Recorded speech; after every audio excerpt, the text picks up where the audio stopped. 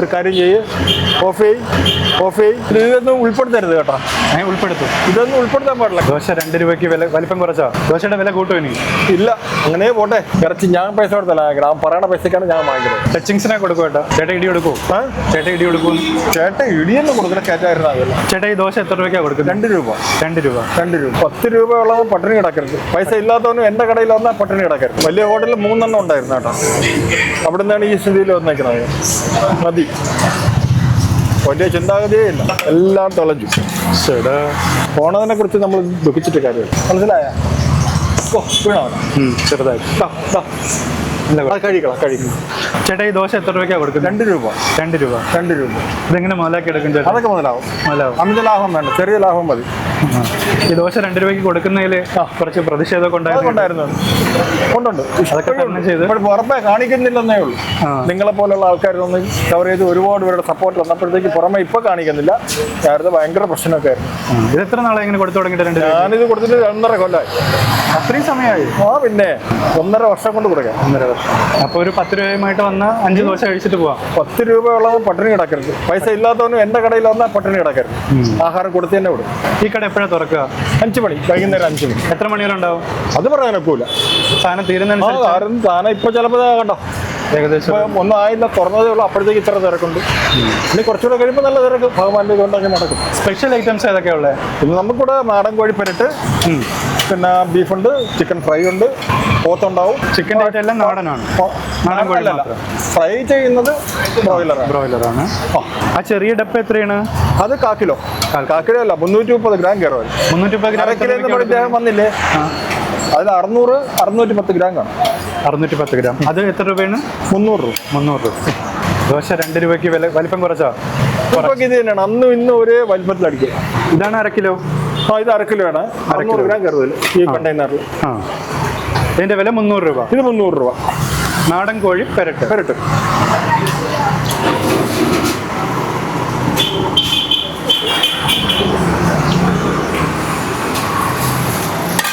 ചേട്ടാ എല്ലാ ദിവസം ഇവിടെ കട കാണോ?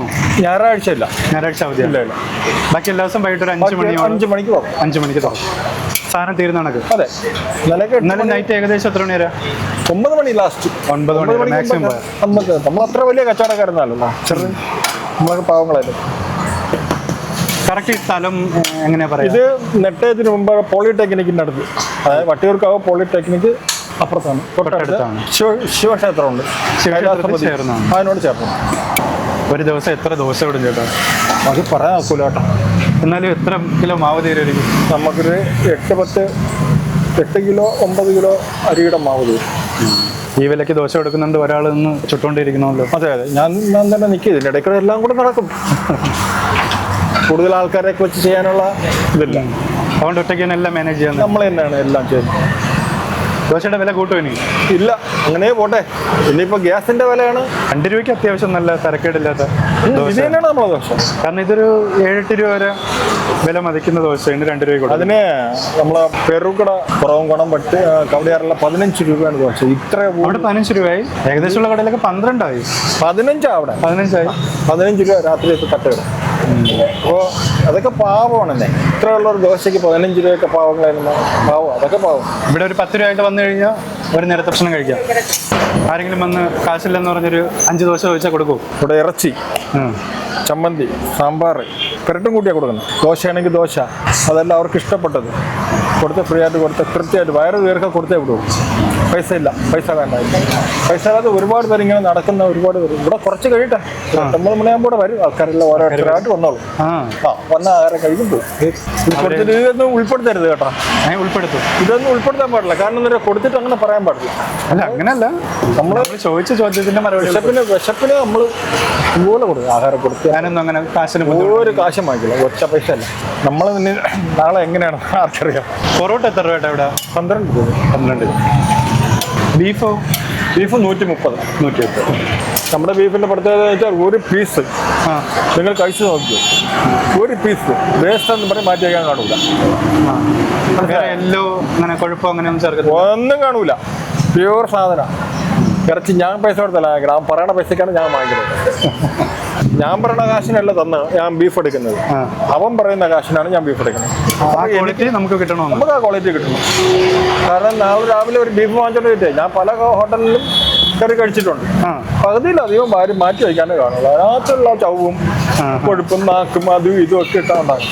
എൻ്റെ കടയിൽ വന്ന് കഴിച്ചിട്ടുള്ള ആരും ഇന്ന് വരെ കുറ്റം പറഞ്ഞിട്ടില്ല. പറയാൻ ഞാൻ ഇട വയ്ക്കില്ല കേട്ടോ. അങ്ങനെ ഭക്ഷണത്തിൽ ക്വാളിറ്റി തന്നെയാണ് പോകുന്നത്. അക്കാര്യത്തിൽ ഒരു വിട്ടുവീഴ്ച ഞാൻ വയ്ക്കില്ല. അതിന്റെ കാര്യമല്ലല്ലോ. അതുകൊണ്ട് തന്നെയാണ് ഈ കട തേടി ആൾക്കാർ വരുന്നതല്ലേ? അതെ, തീർച്ചയായിട്ടും. അവർ എല്ലാവരും പറയും ഇവിടുത്തെ ബീഫ് കഴിക്കണമെങ്കിൽ ഇവിടുത്തെ ബീഫും ഇവിടുത്തെ പെരട്ടും കഴിക്കണം. ഇനി ഒരു 1-2 വർഷം കഴിഞ്ഞാലും ദോശയ്ക്ക് 2 രൂപ കൊടുക്കാൻ തരുമോ? ആരൊക്കെ ഇപ്പം ജീവിച്ചിരിക്കുന്നു ഒന്നും പറയാക്കില്ല. എല്ലാവർക്കും എന്നാലും ജീവിച്ചിരിക്കുന്നവരോളം അത്രത്തോളം കൊടുക്കും. ഇപ്പോൾ ഒരു 10-20 രൂപയും കൊണ്ട് വന്നു കഴിഞ്ഞാൽ എനിക്ക് ഒരു ദിവസം വീട് കഴിയാനുള്ള കാശ് മാത്രം കിട്ടുക, സമ്പാദ്യമൊന്നുമില്ല. സത്യമായിട്ട് പറയാണ്. ഇപ്പോഴും ഞാൻ കടക്കാരനാണ്, അത് വേറെ കേസ്. എന്നിരുന്നാലും എനിക്ക് ജീവിക്കാനല്ല, ഒരു ദിവസം എൻ്റെ കുടുംബം കഴിയാനുള്ള പൈസ ആ ഒരു ജോലി ചെയ്യുന്നതിൻ്റെ ജോലി എൻ്റെ ശമ്പളം മാത്രം മതി. നമ്മൾ കൊള്ളയടിക്കുക, ഈ 15 രൂപയ്ക്കൊക്കെ ഈ ദോശ കൊടുത്ത് കൊള്ളയടിക്കുക. വരും അത്യാവശ്യം ആൾക്കാർ വന്ന് വാങ്ങിച്ച് കഴിക്കുക, 15 നോക്കൂല, കഴിച്ചിട്ട് പോകും. മനസ്സിലായില്ലേ? പക്ഷെ നമുക്ക് കഴിക്കുമ്പോഴത്തേക്ക് ഉള്ളിൽ ഇരുന്നിട്ടാണ് പോകണം.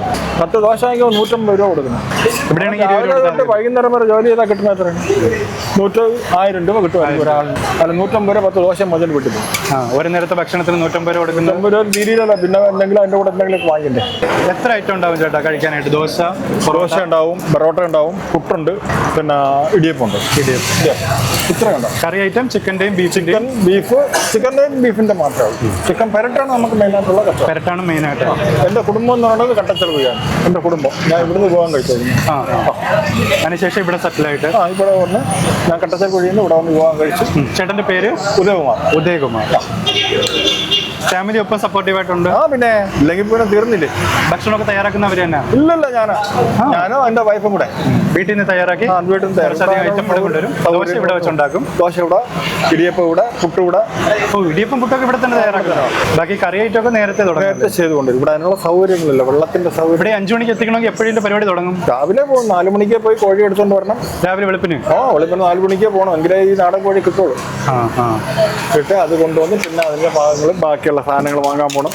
അങ്ങനെ ഒത്തിരി ജോലിയുണ്ട്. ഒരു ദിവസത്തെ മുഴുവൻ പണിയാണ്. 5 മണിക്ക് ഇത്ര ഐറ്റം ഇവിടെ എത്തിക്കുന്നത്. അതിന്റെ ശമ്പളവും കിട്ടണം. അത്ര ടച്ചിങ്സിനെ കൊടുക്കും കേട്ടോ.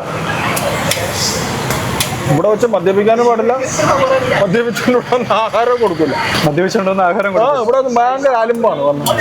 മദ്യപിക്കുന്നതിന് മുമ്പ് ഇവിടെ മേടിച്ചിട്ടുണ്ടോ? മദ്യപിച്ചോണ്ടൊക്കെ വരുന്നുണ്ട്, ഇല്ലെന്ന് അന്നും പറയില്ല. പക്ഷെ വേറെ വൃത്തിയോടൊന്നും പറയാൻ പറ്റില്ല.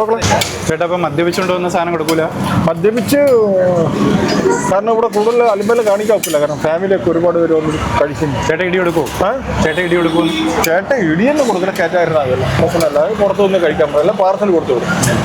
ഒക്കെ ആൾക്കാർ ഇവിടെ നമ്മളെ അറിയാന്നുള്ള ആൾക്കാർ, കൂടുതൽ ആൾക്കാർ അങ്ങനെയൊന്നും നമ്മളെ കടയിൽ അലമ്പ് കാണിക്കില്ല. പുറത്തുനിന്നൊക്കെ ഒരുപാട് പേര് അങ്ങനെയൊക്കെ വരണുണ്ട്. ഭാവിയിൽ ബിരിയാണിയൊക്കെ വരാൻ സാധ്യത ഉണ്ടോ? വലിയ ഹോട്ടലിൽ 3 എണ്ണം ഉണ്ടായിരുന്നു കേട്ടോ. അവിടെ നിന്നാണ് ഈ സ്ഥിതിയിൽ വന്നേക്കുന്നത്. മതി, വലിയ ചിന്താഗതിയേ ഇല്ല. മുമ്പ് ഈ ഫീൽഡിൽ ഉണ്ടായിരുന്നു ഇൻസ്റ്റാഗ്രാമിൽ കണ്ടിട്ട് 3 വലിയ ഹോട്ടൽ ഉണ്ടായിരുന്നു. വാഴത്തോപ്പിൽ കേദാരം നമ്മളെ ബിവറേജിന് മുക്കോല ബിവറേജിന് നേരെ ഫ്രണ്ട് ആദ്യം തുടങ്ങിയ ഞാൻ.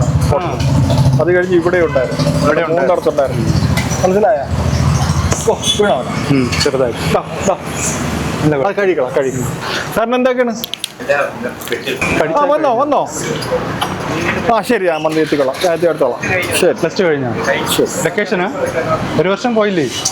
ഒരു കാര്യം ചെയ്യ്, ഓഫ് ചെയ്യ്, കയറി ആഹാരം കഴിയും. കുറച്ച് കഴിഞ്ഞാൽ കയറാക്കൂല, കയറിയോ? എന്താണെന്ന് വെച്ചാൽ ടേസ്റ്റ് വെക്കാൻ തന്നാൽ മതി. അങ്ങനെ 2 പീസ് ടേസ്റ്റ് വെക്കാൻ. നിങ്ങൾ അങ്ങോട്ട് കയറിയേ ആഹാരം കഴിക്കുന്നത് വിഷം നിൽക്കരുത്. ഹോട്ടൽ മൊത്തത്തിൽ ഉണ്ടായിരുന്നു. ഒന്ന് വാഴത്തോപ്പിലെന്ന് പറയും, അതുകൊണ്ടായിരുന്നു. എല്ലാം പോയി. അത് എങ്ങനെ നഷ്ടത്തിൽ വരിക? അല്ലെങ്കിൽ അത് ഒഴിവാക്കിയ നഷ്ടത്തിൽ വന്നത് ഒന്നാമത്തെ കാര്യം ഈ കൊറോണ ടൈമിൽ ആ ടൈമിൽ എല്ലാം പോയി, നമ്മളെ കയ്യിൽ നിന്ന് എല്ലാം പോയി.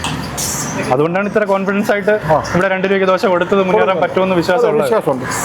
ഒരിക്കലും നഷ്ടം വരില്ല. എനിക്ക് ഒരിക്കലും നഷ്ടമില്ല. ഈ പറയുന്ന എത്ര വർഷത്തെ എക്സ്പീരിയൻസ് ഉണ്ട് ഹോട്ടൽ? എനിക്ക് ഈ ഹോട്ടൽ 18 വർഷം കുഴിയിലൊക്കെ ഉള്ള ആൾക്കാരെല്ലാം എന്റെ ബന്ധുക്കൾ.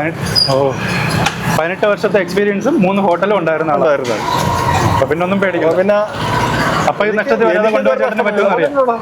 നമുക്ക് നഷ്ടം വന്നിട്ടില്ല. ബിസിനസ് വേറെ ഉണ്ട്, മീൻ ബിസിനസ്, സ്വന്തം ലോറി എല്ലാം എല്ലാം തുളഞ്ഞു. പോണതിനെ കുറിച്ച് നമ്മൾ ദുഃഖിച്ചിട്ട് കാര്യമില്ല അല്ലേ?